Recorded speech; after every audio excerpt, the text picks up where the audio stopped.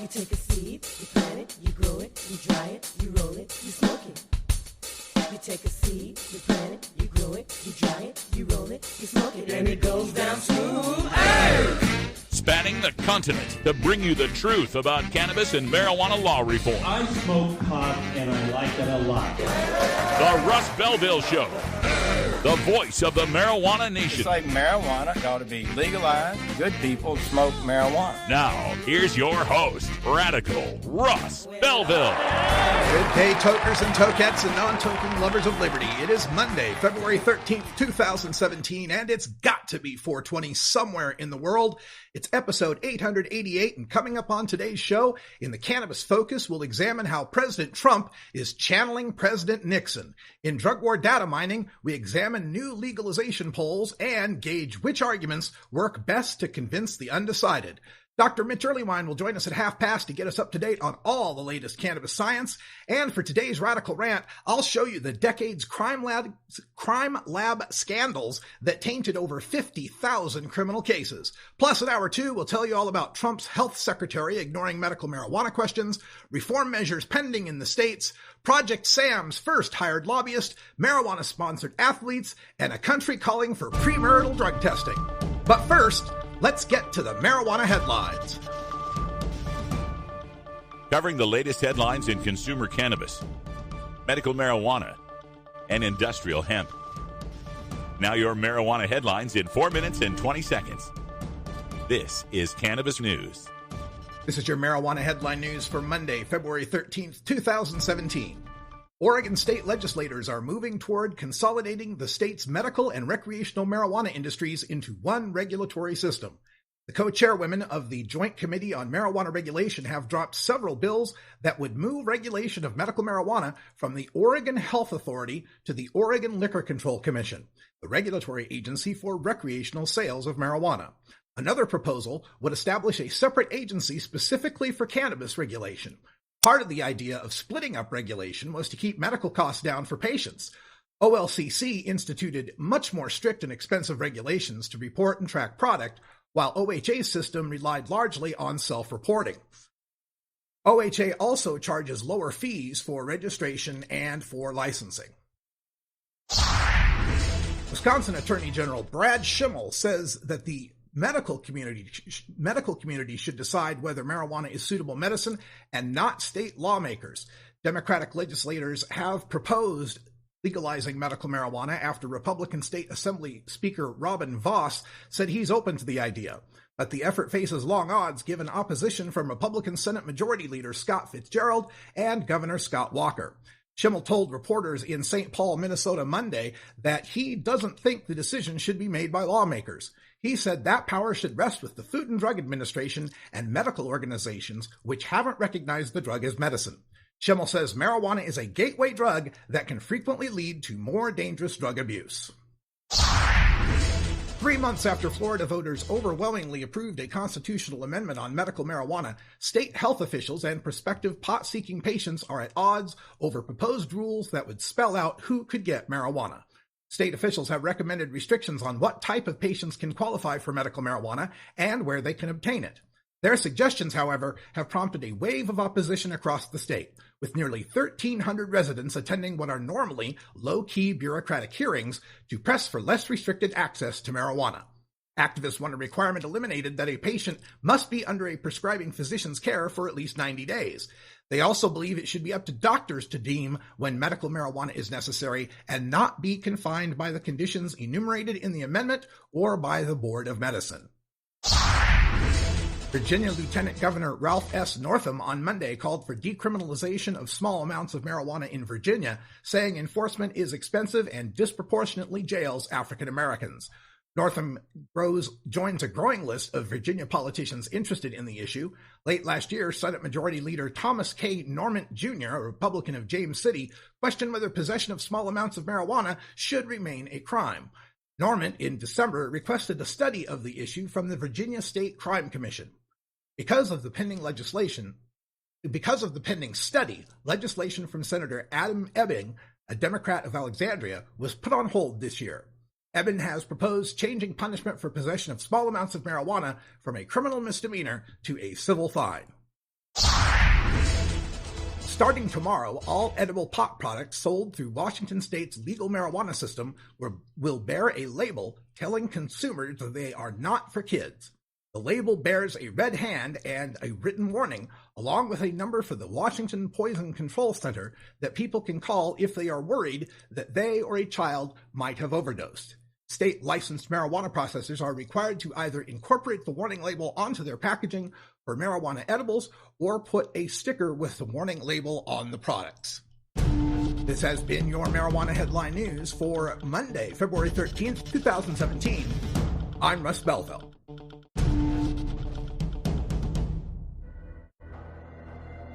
In the interest of fair and balanced journalism, the Russ Belville Show presents the anti-drug public service announcement of the day. Do you want to lose weight fast and have all your hair and teeth fall out? If so, methamphetamine could be right for you. Shooting meth has really improved my self-esteem.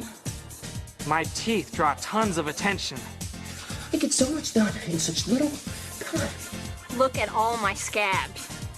And I've met all kinds of interesting people. You'll be amazed at what meth can do for you. Meth is not for everyone. Symptoms may include paranoia, hallucinations, loss of sex appeal, skin irritations, loss of brain cells, memory loss. This has been the Russ Belville Show's anti-drug public service announcement of the day, exclusively on RadicalRuss.com.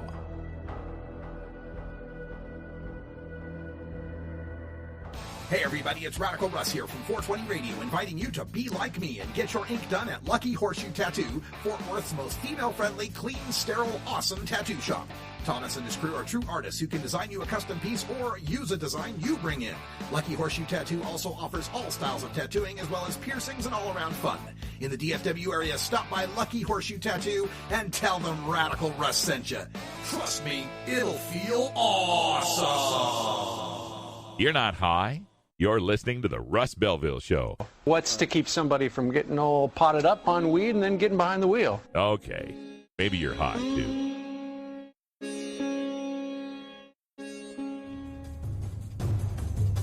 Warning. Hits taken on this show are larger than they appear. Do not try this at home. These people are professionals. Or at least they pay me to say that. Yeah, baby! Yeah. A public service message from the Russ Belville Show.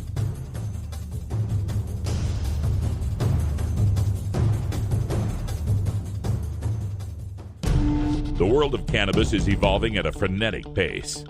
The Russ Belville Show gets behind the headlines to take a deeper look at breaking news in our Cannabis Focus. Today in the Cannabis Focus, we want to take a look at President Donald Trump, who is going full Nixon on law and order and vows a, quote, ruthless war on drugs. Philip Smith has written this up for the Drug War Chronicle. He makes a lot of great points with this, of Trump reverting back to harsh drug war rhetoric and a series of executive orders to back it up. He was talking to law enforcement professionals, a bunch of sheriffs and other cops at the Major Cities Chiefs Association last Wednesday when President Trump said, quote, "We're going to stop the drugs from pouring in. We're going to stop those drugs from poisoning our youth, from poisoning our people. We're going to be ruthless in that fight. We have no choice. And we're going to take that fight to the drug cartels and work to liberate our communities from their terrible grip of violence." End quote. Trump also criticized President Obama for his record of drug sentence commutations, over 1,700 drug prisoners who had their sentences reduced or eliminated by the president, more than the past, I think, 11 presidents combined. Trump said that Obama, quote, freed record numbers of drug traffickers, many of them kingpins, end quote. And continuing to the best of the 1980s, he called for harsher mandatory minimum drug prison sentences for the most serious drug offenders and aggressive prosecution of drug traffickers and cracking down on, quote, shipping loopholes that he claims allow drugs to be sent to the U.S. from other countries. Now, of course, last Thursday, he had the swearing-in ceremony for Attorney General Jeff Sessions, and while he was there, he signed 3 executive orders that seemed to signal an increasingly authoritarian response to crime, drugs, and discontent with policing practices, writes Philip Smith. First executive order is one that would, quote, reduce crime and restore public safety. And what it does is it orders Attorney General Sessions to create a new task force on crime reduction and public policy. And its job is to come up with, quote, strategies to reduce crime, including, in particular, illegal immigration, drug trafficking, and violent crime. And the Attorney General will then propose legislation to implement those strategies and submit the report to the President within a year. The second executive order signed by Donald Trump last Thursday was regarding, quote, transnational criminal organizations and preventing drug trafficking. And it directs various federal law enforcement agencies to increase intelligence sharing and orders an already existing intra-agency working group to submit a report to President Trump within 4 months describing the progress they've made in combating the cartels, quote, along with any recommended actions for dismantling them. I'm directing the Department of Justice and the Department of Homeland Security to undertake all necessary and lawful actions to break the back of the criminal cartels that have spread across our nation and are destroying the blood of our youth and other people. End quote. And the third executive order from President Trump directs the Justice Department to use federal law to prosecute people who commit crimes against police officers, despite the fact that almost every state you can think of already mandates far more severe penalties under their state laws for crimes against police officers. President Trump said, quote, it's a shame what's been happening to our truly great law enforcement officers. That's going to stop as of today, end quote. So we're getting war on drugs rhetoric. We're getting increasing mandatory minimums. We're going to stop the scourge of drugs that leads to violence and crime and protect our police officers. That's the attitude that we get from the Trump administration right now. Now, people are pushing back at this. The drug reform organizations and other criminal justice organizations are pushing back to try to tell President Trump and his administration that we've been down this road before. We did the whole mandatory minimums thing. We did the whole war on crime, tough on drugs thing throughout the 1970s and the 1980s. And it led our nation to having the highest rate and overall number of incarcerated citizens in the history of the world. We imprison more people than China does, communist China. And they have 1.3 billion people. We have more people in prison overall than China does. And we have more people as a percentage in our prisons, about 23 to 25% of the world's prisoners reside in the United States of America, the land of the free.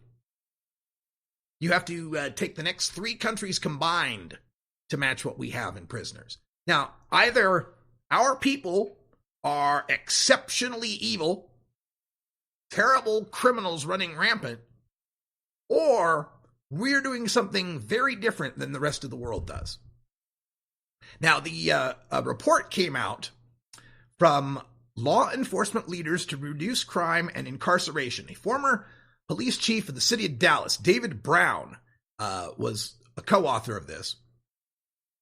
And this is the guy, remember, Dallas, he was the chief who had to respond after 5 cops were ambushed last year.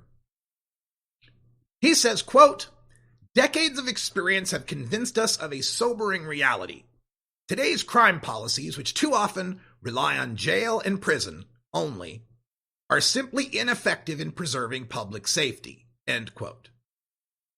They're saying this tough crackdown on crime, it didn't work.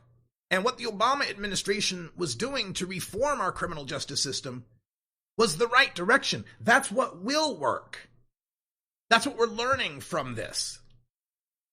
And unfortunately, it seems as though reality doesn't matter in the Trump administration.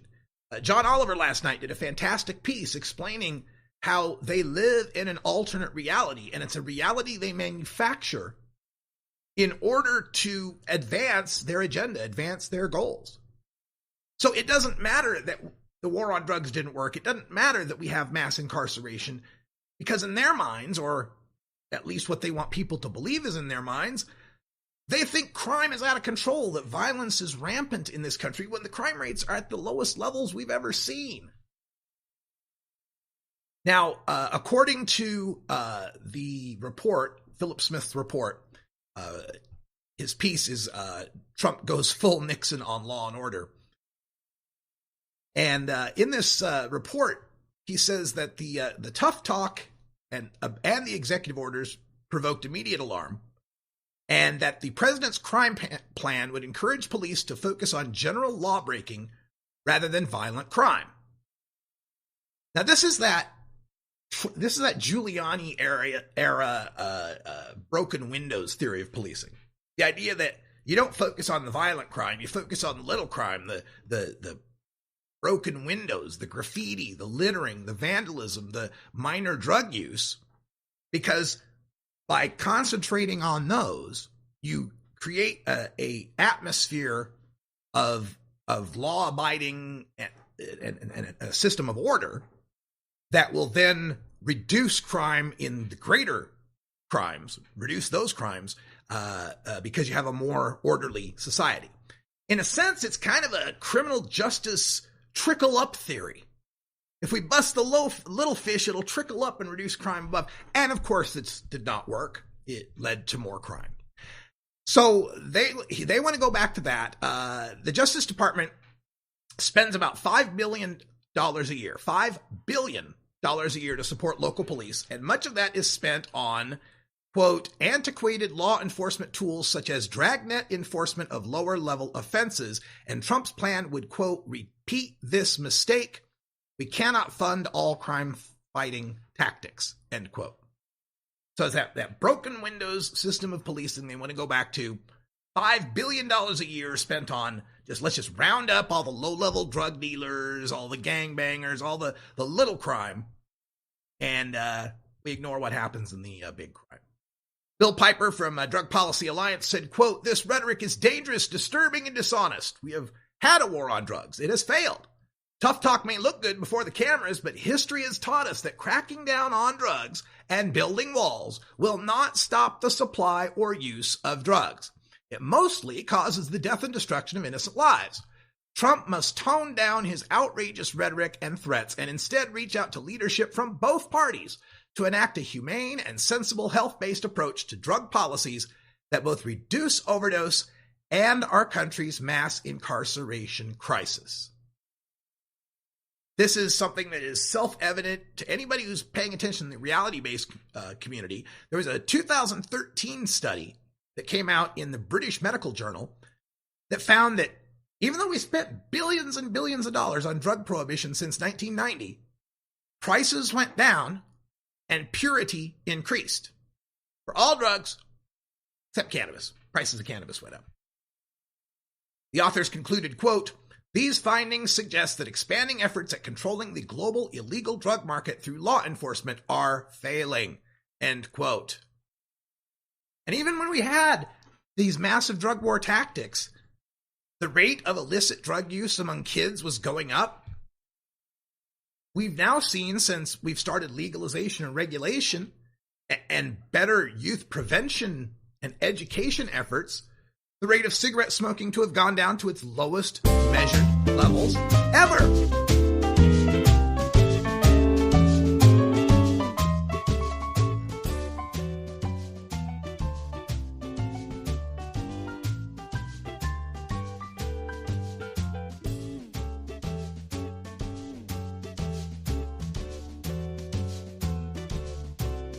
Well, that wasn't expected. Sometimes the automation software has a mind of its own, people. I do what I can. A lot of buttons to push here.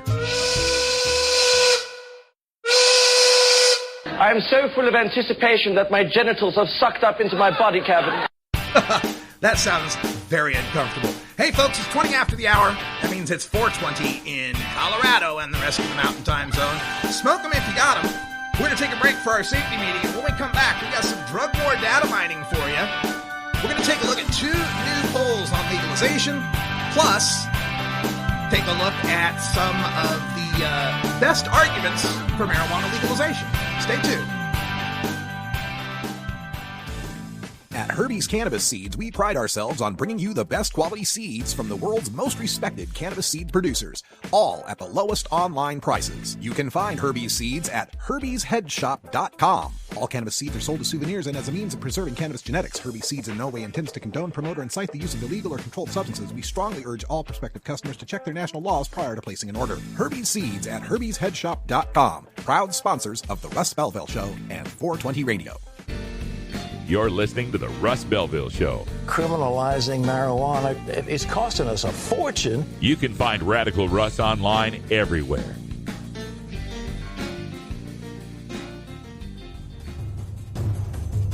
Warning.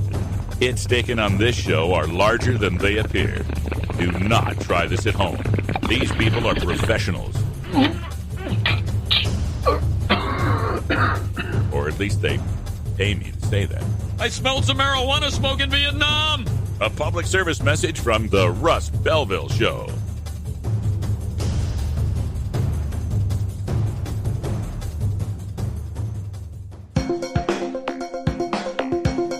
Promoting the end of adult cannabis prohibition is easy because we have facts, science, reason, compassion, evidence, truth, and logic on our side. It's even easier when researchers catalog it all for us. Learn how to gather the facts on marijuana use, arrests, seizures, rehabs, drug tests, and more on this edition of Drug War Data Mining. Today in the Drug War Data Mines, we have 2 polls and a survey to take a look at. The first one coming out of the state of Michigan, a new poll showing majority support for marijuana legalization in the state. It was an EPIC MRA poll, Educational, Political, Industrial, Consumer Market Research Analysis, EPIC MRA, out of Lansing, conducted the poll in January and February of this year. It showed that 57% of 600 people surveyed said they would definitely, probably, or lean toward voting yes on a ballot question about legalizing marijuana in Michigan with certain conditions. That result is up 4 points compared to a similar poll from March of 2016. MI Legalize 28, which is working to legalize in 2018, is lauding the poll. Attorney Jeff Hank, the leader of MI Legalize 2018, says, quote, "We commend Michigan NORML for commissioning the poll question. The continuity of this poll lends credibility to the results and establishes this as a reliable gauge of public sentiment," end quote. Now, of course, in 2016, MI Legalize turned in 354,000 signatures to get legalization on the ballot, but they ended up getting screwed out of a ballot position thanks to a state rule on signature validity that required them to be within 180 days. MI Legalize disagreed with the interpretation, but were unable to get on the ballot. Senator Rick Jones, a Republican, said he supports medical marijuana, but as a former police officer doesn't support legalizing recreational marijuana. He says legalizing pot could lead to more accidents on Michigan roads and other problems. He also cited the not your father's Woodstock weed trope that, quote, "The marijuana that we have today is much stronger than the marijuana many people grew up with in the 60s and the 70s. This more powerful, it's dangerous, it causes more bad health effects," end quote. He also said that it will only increase unemployment because most employers don't want to hire people that use marijuana, and that there's no hope of making it through the legislature. Now, in other news, we go out to the U.S. territory of Guam, where a recent survey from Simon Sanchez High School. First of all, let me just pause and say, how cool would it be to have polling in your high school class, right? Like your class's job is to poll people. That would have been a fun class. Anyway, Simon Sanchez High School found that 60% of Guam adults oppose legalizing marijuana for adult use. This was advanced placement government students. They polled 1,048 individuals, and out of 1,048, 632 of them objected to legalizing marijuana. About a third of them said it sends a bad message to our youth about drugs. Yeah, the old bad message trope. That's we don't want to send the wrong message to the kids. What is the message we send to the kids when marijuana is illegal? We're not going to talk about it. We're not going to teach you about it. You're on your own. Now, Guam has passed a medical marijuana law, the Joaquin Concepcion II Compassionate Care Use Act. This was in 2014. The governor there, Eddie Calvo, last month introduced legislation to legalize and tax adult recreational use. He believes it could be a multi-million-dollar industry for Guam. But, again, most of the people, the majority, especially in the middle-aged and elderly groups, at 64 and 71% respectively, support marijuana prohibition. That's on the island territory of Guam. Now, another study has come out, this one entitled Public Perceptions of Arguments Supporting and Opposing Recreational Marijuana Legalization. And the researchers of this have it published in Preventative Medicine. And what they found is they asked people about particular arguments used to support or oppose marijuana legalization and judged which of these arguments were most effective in making the case, either for pro-legalization or for anti-legalization. And what they found is that money was the biggest motivator for people to want to vote for legalization. They were most likely to agree with arguments highlighting legalization's potential to increase tax revenue. 63.9% agreed with legalization for the reasons of increasing tax revenue. And 62.8% agreed with arguments to reduce prison overcrowding. These were much more powerful messages than the anti-legalization messages of reducing motor vehicle crashes, 51.8%, or protecting the health of our youth at 49.6%.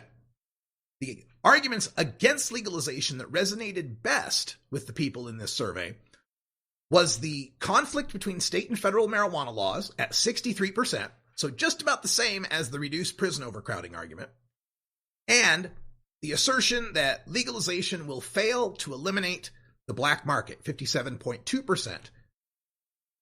Found that a compelling reason to vote against legalization.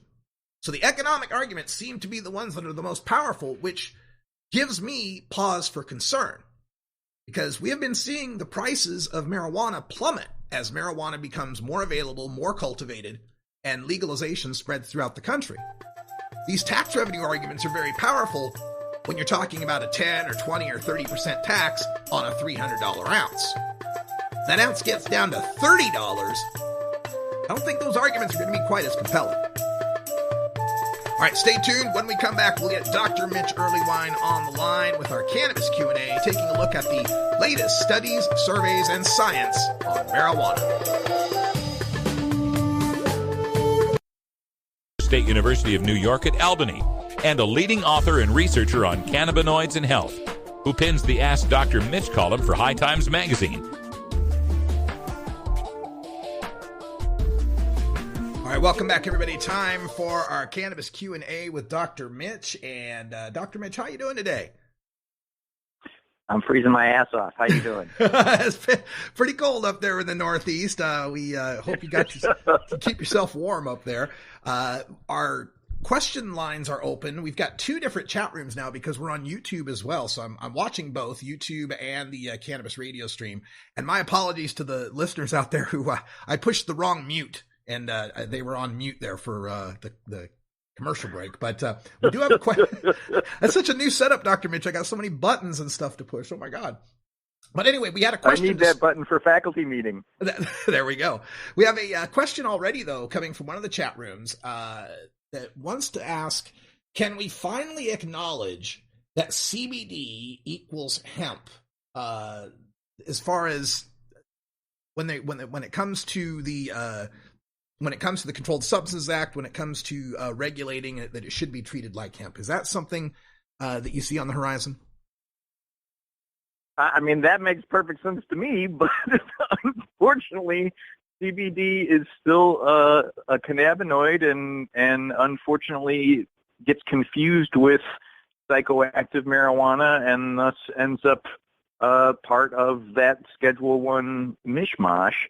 I know that there are websites saying we're legal in all 50 states, but unfortunately that's really not the case.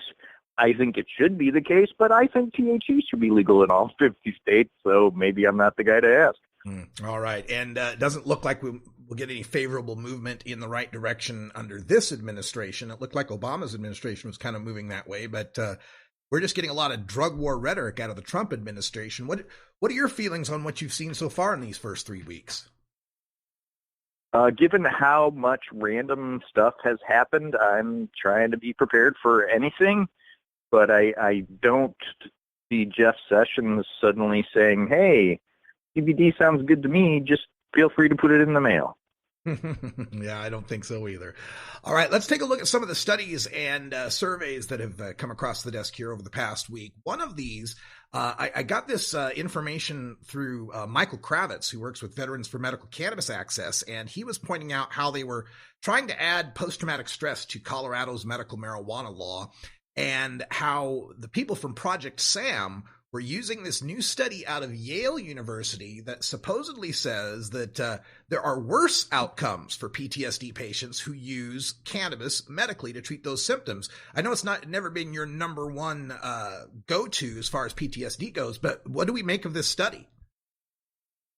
Well, so unfortunately, it's more complicated than they're pretending. What's really happened here is there's a subset of folks who are at the VA trying to get treatment for PTSD, and they're having a really hard time. And what a surprise, Russ. The ones who are having the hardest time are the ones who end up turning to cannabis. So I'm afraid this isn't a sign that cannabis is making PTSD worse so much as it is a sign that folks with the worst PTSD may be turning to cannabis. I, unfortunately, am in a weird situation because I have a client right now who's a vet who's really good about showing up to exposure sessions without smoking anything during the daytime, but he does use cannabis at night to help him sleep, and he's doing great right now. I feel like the overextension of cannabis as a cure-all has been a problem, but also this wicked dichotomizing about cannabis being completely inappropriate is also incorrect as well. We have a call coming in on our phone lines, but I don't know that I can pick this one up and keep you on the line, so I'm going to have to decline it for now. I haven't worked out that kink, and I'm not quite ready to, I don't think. Let's go on to our next study here, which is, it's not really a study. It's more your thoughts on what we've seen out of a couple of studies recently, in that we've seen the decline in the teen use of just about all drugs, alcohol, and cigarettes. And I'm just wondering, what are the factors that lead kids to want to try or not try drugs? What is leading to this decline? Is it the legalization of marijuana, or are there other factors involved? Well, so what's funny is before anybody even had, medical cannabis on the books, there were some standard predictors of use, and it was almost always availability and perceived harm. And I think what we thought was going to happen is, more and more people will have access to cannabis. People will see that it's not very harmful for adults. And unfortunately, then the teens are going to jump in there and we're going to all be in trouble. Oh, no. In fact, teens have been surprising us with their intelligence and their ability to make sense of data. And I think the fact that we are saying, hey, there are definite medical uses for cannabis has improved our credibility. So then when we have, Stacy Gruber or somebody like that say, you know what, maybe teen use isn't such a great idea. Check out these brain structure data on the folks who start using heavily early in life. They're listening and they're saying, okay, we'll wait it out. It'll be okay. And there's something about taking away that rebellious forbidden fruit quality of it that I think may be helping out. So when cannabis becomes like mom and dad's Chardonnay, it's just not as exciting anymore. Sad but true. All right. Let's take a look at this story that was appeared on weednews.co about the access to marijuana leading to less use of alcohol and pills. This is referencing some data from that EASE, the marijuana delivery service in California. But we've seen this as far as opioids go. But is this a trend now to extend broader into alcohol and drugs in general? Well, so we've seen it go both ways with alcohol, and some large economics data sets have gone both that alcohol increases with medical availability and that alcohol decreases. I'm not sure exactly how this crew gathered their data. So this is sort of the delivery service gang that basically can make it so you can get marijuana to your house in California. I can't imagine they really have any reason to make this up one way or another. It certainly makes sense to me that hard drug use would drop when you've got cannabis available, particularly given the quality of cannabis we have now. And we have seen these really impressive decreases in opiate-related overdoses from that 2014 JAMA study we talked about before. So I've got to admit this is certainly consistent with other stuff we've seen, and I hope it really will replicate. There could be some worry that if it does replicate, we might get more opposition from pharmaceutical and alcohol industries when we try to legalize elsewhere. Well, I know they hate the truth, but we're just going to have to hope it wins out. That's right. All right. There was a study that came out from UC Davis on California medical marijuana that showed there were some molds, there was some contamination on these products. And California, while they're working on their testing standards and getting that up to par, they're not there yet. Of course, consumers in unregulated states have no chance of it being a tested product. So what can consumers out there do to protect themselves from tainted marijuana? What are some of the signs? What are some of the warning signs? I mean, I hate to say it, the thing we really need to do is legalize, regulate, and test. But in the meanwhile, if you smell some crazy mold or see some fungus on there, obviously you don't want to use that. By all means, if you're at a dispensary, ask them, hey, do you guys test for these kinds of things? And if they can't give you a straight answer, try to find another dispensary. When I was literally in college, everybody said, heat your oven up to 200 degrees, spread your cannabis out on a tray, put it in there, turn the oven off, and wait it out, sort of like the way we've been talking about decarboxylating, and that was supposed to kill bacteria and fungus. I've been on Google Scholar basically for the last hour since you sent me this link, and I think that may have just been an urban legend. So I honestly don't know if that's true or not. I got to admit, we relied on it quite a bit back in the 80s. If you do have a bad bud that's got some bud rot or mold or fungus, I mean, can you pick parts of it off and still, like you do with a cheese that's got mold on it, you just cut the little mold part off, the rest of it's all right. Can you do that with cannabis? Sadly, it's unlikely, because if there's a concentration that you can actually see, odds are high there's a comparable one that you can't see somewhere in that same bag.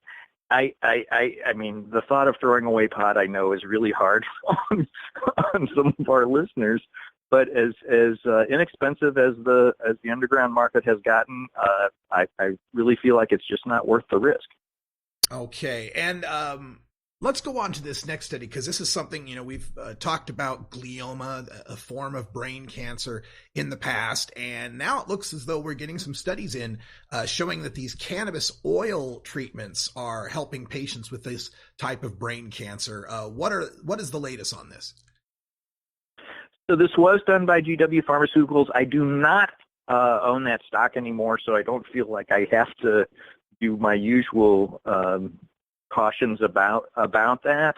I can say that they've been super good about cannabis-oriented sprays, and they're essentially getting a longer survival for this group that has a THC-CBD combination than the placebo group, and it's 550 days versus 369 days. I realize it's not like they're even living twice as long or anything like that. But when you're at the end of life like this, I feel like every day really counts.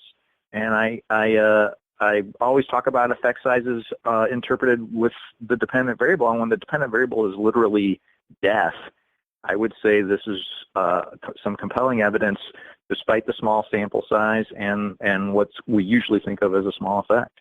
Okay, and our final study to look at today has to do with youth and their use of cannabis, and it says that if they wait until age 17, it may help protect their developing brains. We've always heard, the brain's developing until age 25. Is this rolling back that age, or is this something different? It just turns out this is sort of a first step towards that, and if you can wait to 25, I think there are advantages that this data set simply could not address. But the line at 18 we've had from those old data on gray and white matter. Again, Stacy Gruper's lab has shown some comparable things. You definitely don't want heavy use early in life, and the later you wait to try, the better things really turn out.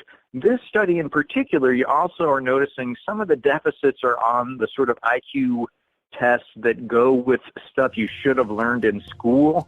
So I'm afraid some of these were kids who may have been high at school and just never really encoded some information that I think of as important that I'm afraid your average person doesn't. And I want to emphasize, this is at the University of Montreal. This is a new data set. This is not just rehashing some of the old stuff that we've talked about before. So these are French-speaking kids. It's not the Boston data or the stuff we've seen from Peter Fried in the past. So I really do feel like the message to wait is one that we can say with some real relevance. All right. Thank you, Dr. Mitch, and we'll speak to you again next Monday. All right, man. Looking forward to it. This is the Russ Belville Show on CannabisRadio.com.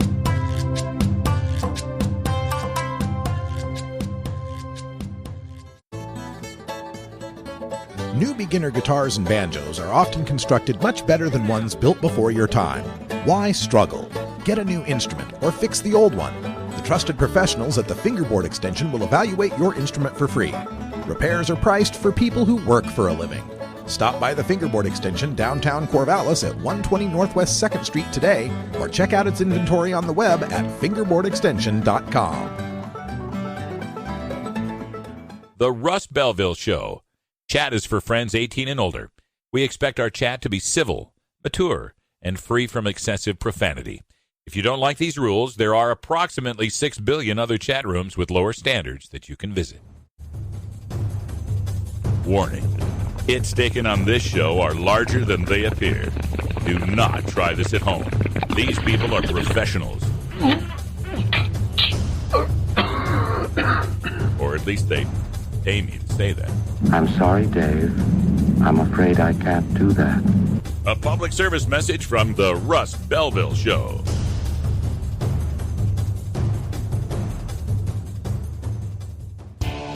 Total war against public enemy number one. 10 federal criminal penalties for 1 ounce of marijuana. Marijuana is probably the most dangerous drug. Just say no. Legalization is just another word for surrender. I experimented with marijuana and didn't inhale. This is not medicine. This is a Cheech and Chong show. Encourage people to use less drugs. I am here. That was the point. I think it would be a mistake to leave the state. Negative reports coming out of Colorado. Good people don't smoke marijuana. A 64-year-old man in Orlando, Florida, was arrested by police for what they believed to be methamphetamine. He was handcuffed, taken to jail, strip searched, and then sat there for 10 hours while he came up with $2,500 for his bail. But his alleged meth turned out to be flakes of sugar glaze from a Krispy Kreme donut. So how did a senior's donut habit get him arrested for meth? Because the field drug tests that are used by police officers across America are highly inaccurate and give false positives much of the time. Last July, the New York Times reported on this and found that there's no established error rates for field tests, and their accuracy varies widely. Data from the Florida Department of Law Enforcement lab system show that 21% of evidence that the police listed as methamphetamine after identifying it was not methamphetamine. 21%. And half of those false positives were not any kind of illegal drug at all. In one Florida county, Hillsborough County, their sheriff's deputies produced 15 false positives for meth in the first 7 months of 2014. That's from the New York Times. Now, in other words, 1 in 10 motorists subjected to a field drug test for meth was a completely innocent person in possession of no drug, just like this man. Guy's name is Daniel Rushing, and he had just dropped off one of his friends from a chemotherapy appointment and had stopped off at a 7-Eleven store to pick up another friend. Now, staking out that 7-Eleven was Corporal Shelby Riggs Hopkins, and she was there because of reports of drug activity in the area. So Corporal Riggs Hopkins saw Mr. Rushing fail to come to a complete stop as he was leaving the parking lot. So she tailed him and then pulled him over for driving 42 in a 30-mile-per-hour zone. Now, while he was producing his driver's license, the corporal saw that he had a concealed weapons permit. And he admitted to having a gun in his lawful possession, so, for her safety, she asked him to step out of the car. That's when Mr. Rushing learned a valuable lesson about our Fourth Amendment. Corporal Riggs Hopkins shined her flashlight into the car and spotted, quote, a rock-like substance on the floorboard where his feet were. This was what she wrote in her report, adding, quote, I recognize through my 11 years of training and experience as a law enforcement officer the substance to be some sort of narcotic, end quote. The corporal then asked for Mr. Rushing's permission to search the car, and he voluntarily agreed. And when they asked him why, he said, well, I didn't think I had anything to hide. Well, now after he's been strip-searched and jailed over donut glaze, he seems to have learned his lesson. He told the Orlando Sentinel, quote, I'll never let anyone search my car again, end quote.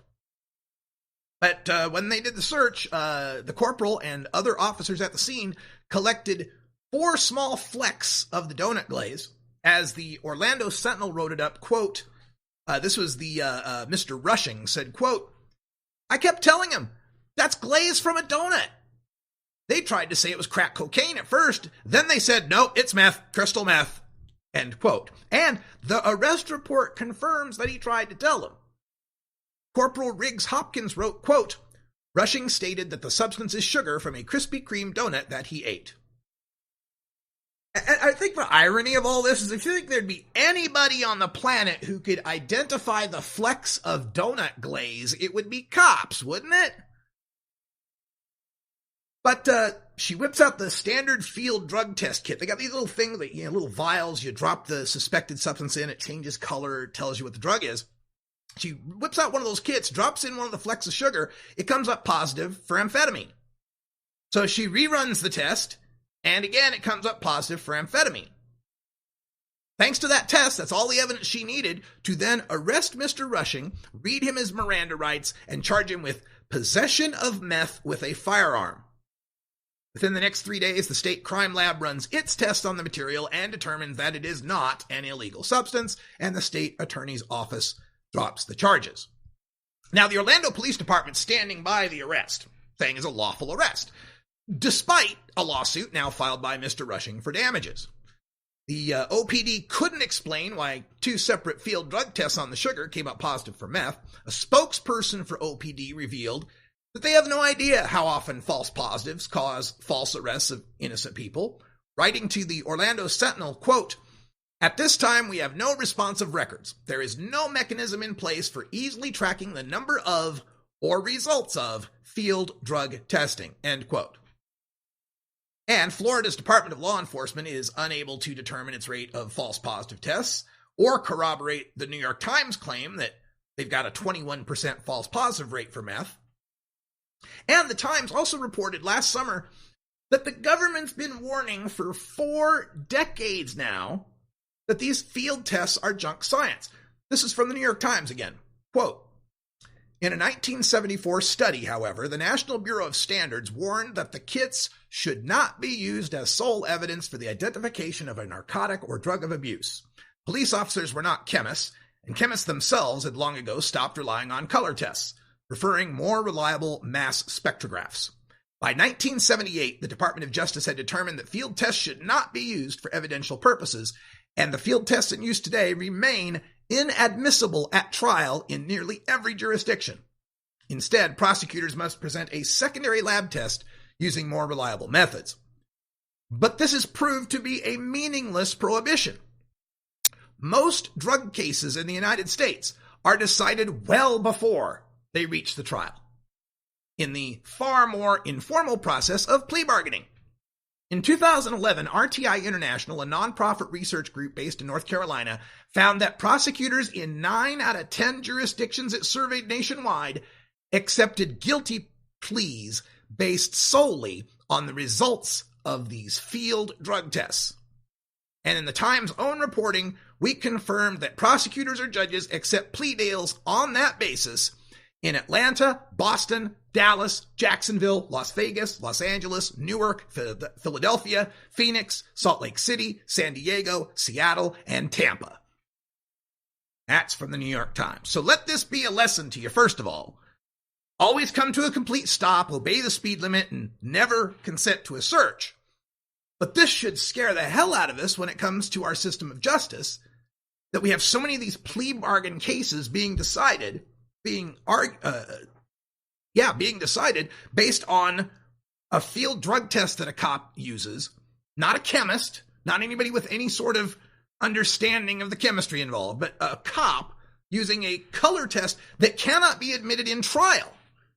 It's good enough to bust you, but not good enough to convict you? And as if that's not bad enough, the other thing that we got in this country is this, you got these crime procedural shows like C.S.I. that lead the public to believe that forensic science is this unimpeachable tool for proving guilt in court. But forensic science is only as reliable as the people that are conducting it. And unfortunately, for well over 50,000 suspects over the past decade, technicians in crime labs have been implicated in falsely convicting innocent people, not just for drugs, but for rape and murder as well. Now, some of the worst cases of these crime lab shenanigans involve forensic lab technicians who don't actually run the tests on the evidence that's suspected to be illegal drugs, but simply certify the evidence as illegal drugs by looking at it. This process is called dry labbing. And even worse are the cases where techs are planting illegal drugs into evidence that weren't there, or substituting legal drugs into evidence to replace illegal drugs that they're stealing. The biggest case that comes to mind, in Massachusetts, Annie Dukin was a former state crime lab analyst who was sentenced to 3 to 5 years in prison in 2013 for obstruction of justice, tampering with evidence, perjury, and falsification of academic records. Ms. Dukin had been dry labbing up to 500 evidence samples per month from 2009 through 2012. In court, Ms. Dukin admitted to adding cocaine to some samples that did not have cocaine in them. In January, the Massachusetts Supreme Judicial Court refused to overturn en masse over 20,000 convictions directly related to Ms. Dukin's mishandling of evidence. Instead, the court has adopted a procedure to determine whether each individual case should be retried or dismissed. And this could affect up to 34,000 cases in the state of Massachusetts. In New Jersey, Kamalkant Shah was a lab tech for the New Jersey State Police who was also dry labbing his test results, affecting the criminal cases, about 14,800 criminal cases on which he worked from 2005 to 2016. Ellie Honig, the director of the Division of Criminal Justice, told county prosecutors that, quote, Mr. Shah was observed in one case spending insufficient time analyzing a substance to determine if it was marijuana and recording an anticipated result without properly conducting the analysis, end quote. Mr. Shah had been paid a salary of $101,039 a year and had been working as a forensic scientist for 27 years. Now, this guy's not been sentenced yet. The Annie Dukin was sentenced, and for 3 to 5, she's already out of prison. The New Jersey lab tech hasn't been tried. But for a crime lab tech to receive a 3-year sentence or less is shocking. In New Jersey, a person convicted of possession with intent to distribute less than an ounce of marijuana can face 1.5 years in prison and a $25,000 fine. So if Mr. Shaw's dry labbing helped them convict even 2 people for selling personal amounts of marijuana, they could do that 3 years worth of time. In Massachusetts, cocaine is a Class B drug, which carries the threat of a year in jail and a $1,000 fine, first offense, and twice that for subsequent offenses. So if 3 people were convicted of possessing the cocaine that Ms. Dukin added to some of the clean samples, they could have done as much time combined as she did.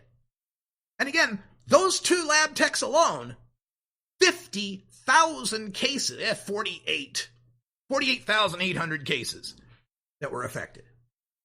And of course, we've also got cases where the drug lab techs are stealing drugs and replacing them with over-the-counter drugs. In California, Deborah Madden worked for the San Francisco Police Department for 29 years. She affected 700 drug cases thanks to her thefts of cocaine. 25 cases already got dropped. The federal government convicted her, and she got a sentence of 1 year of house arrest and a $5,000 fine. In Maryland, a crime scene technician was busted for heroin trafficking. They found 2 handguns, $100,000 in cash, and a capsule-making machine with 125 capsules filled with heroin.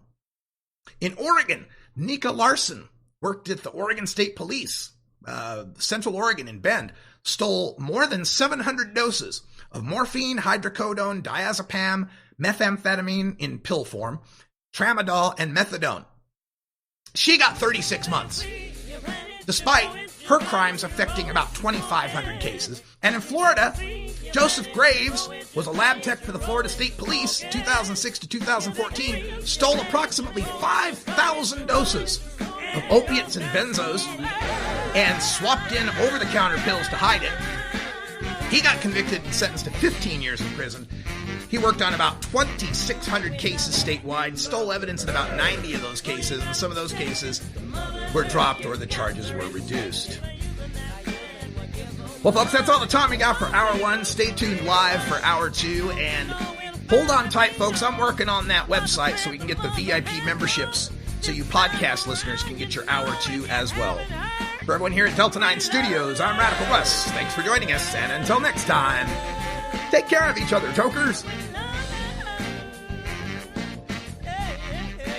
This is the Russ Belville Show. The Russ Belville Show is blogging and podcasting daily at RadicalRuss.com. You take a seed, you plant it, you grow it, you dry it, you roll it, you smoke it. You take a seed, you plant it, you grow it, you dry it, you roll it, you smoke it. You take a seed, you plant it.